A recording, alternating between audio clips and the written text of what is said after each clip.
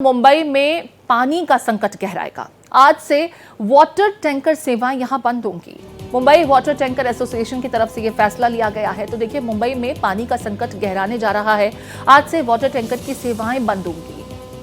CGWA की guideline के चलते यह फैसला लिया गया है। टैंकर एसोसिएशन का यह फैसला, निजी बोरवेल के लिए NOC भी अनिवार्य होगी। तो देखिए, अगर आपके पास टैंकर से पानी नहीं पहुंचेगा तो कैसे आप पानी, जहां पर पाइपलाइंस नहीं है, वहां कैसे लोगों तक पानी पहुंचाया जाए। इसके लिए अब कुछ रूल्स, कुछ गाइडलाइंस हैं जिसमें ये कहा गया है कि निजी बोरवेल अगर आपको चाहिए तो NOC मैंडेटरी होगा। अब वाटर टैंकर एसोसिएशन का ये फैसला CGWA गाइडलाइन की वजह से लिया गया है। टैंकर के जरिए पानी नहीं पहुंचेगा। निजी बोरवेल को लेकर के भी कुछ रिस्ट्रिक्शंस जो है वो सख्त की गई हैं। ऐसे में मुंबई में पानी का संकट गहराने जा रहा है। वाटर टैंकर सेवाएं बंद होंगी। मुंबई वाटर टैंकर एसोसिएशन का ये फैसला CGWA की गाइडलाइंस के चलते लिया गया है। आपको बता दें, निजी बोरवेल के लिए भी NOC यानी नो ऑब्जेक्शन सर्टिफिकेट अब मैंडेटरी होगा।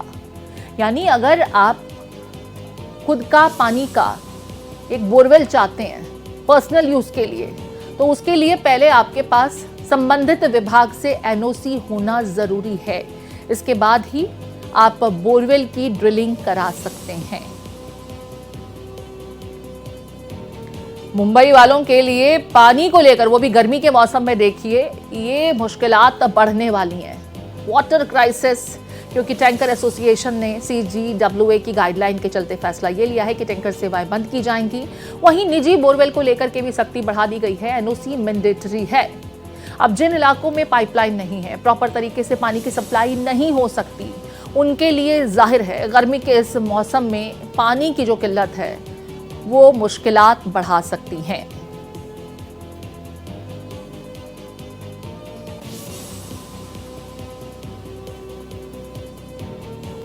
मुंबई में पानी का संकट गहराने जा रहा है। आज से वाटर टैंकर सेवाएं, खास करके उन रिमोट इलाकों में, या देखिए कई ऐसे स्लम्स भी हैं मुंबई में बड़ी संख्या में जहां पर पाइपलाइंस नहीं है। अब ऐसे में इन लोगों तक पानी कैसे पहुंचे, ये बड़ी समस्या है, क्योंकि सख्ती कई प्लेटफॉर्म्स पर बढ़ती गई। आंचल तिवारी हमारे साथ जुड़ गई हैं। आंचल का रुख कर लेते हैं। आंचल, CGWA की गाइडलाइंस के चलते टैंकर एसोसिएशन ने फैसला लिया कि पानी की सप्लाई नहीं की जाएगी। साथ ही साथ बोरवेल भी आप नहीं करा सकते हैं। उसकी ड्रिलिंग के पहले NOC मैंडेटरी है। लोगों के लिए पानी की ये किल्लत, खासकर गर्मी के मौसम में, मुश्किलात बढ़ाती हुई।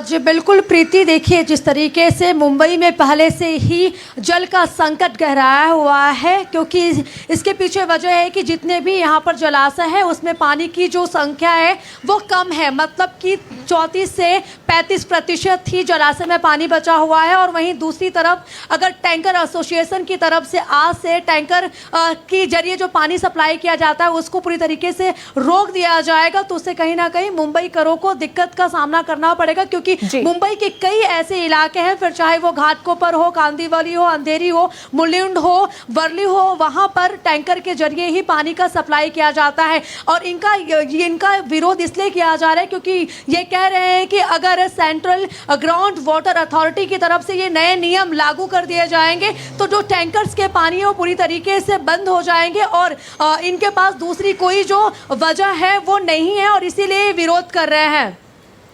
यहाँ पर ठीक है, ग्राउंड वाटर लेवल काफ़ी कम हो चुका है, जिसकी वजह से ये फैसला लिया गया। लेकिन टैंकर एसोसिएशन की तरफ से भी जब फैसला ले लिया गया जल की पानी की सप्लाई टैंकर्स के जरिए नहीं की जाएगी, तो वैकल्पिक व्यवस्था को लेकर प्रशासन की तरफ से कुछ इंतजाम किए गए हैं, या जब तक त्राहिमाम नहीं होगा तब तक सब आंख मूंदे बैठे रहेंगे?